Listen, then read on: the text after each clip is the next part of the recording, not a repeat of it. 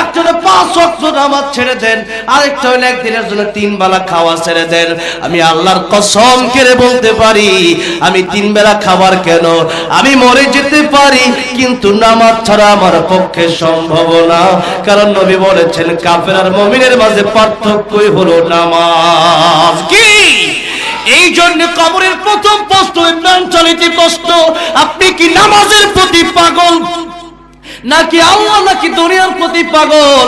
ওই কবরে যাওয়ার পরে একটা আযাব আপনার দিকে আসবে, তখনই নামাজ দাঁড়ায়া যাবে।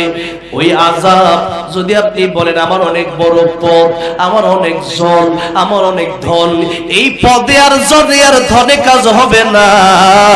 ওই কবরে যাওয়ার পরে কাজে আসবে আপনার জন্য নামাজ। কি কাজ আসবে? নামাজ কাজে আসবে। এই জন্য কিয়ামতের ময়দানের প্রথম হিসাব কি হবে? কি হবে? আউয়ালু মা ইউহাসাবু বিহিল আবদু ইয়াউমাল কিয়ামাতিস সালাহ। কিয়ামতের ময়দানে প্রথমে নামাজের হিসাব নেওয়া হবে। নবী বলেন নামাজের হিসাব দিতে গিয়ে যারা পার পেয়ে যাবে, সব জায়গায় তাদের হিসাব সহজ হয়ে যাবে, এদেরকে আমার আল্লাহ জান্নাতের মেহমান বানায়া দিবেন। আর যদি নামাজ না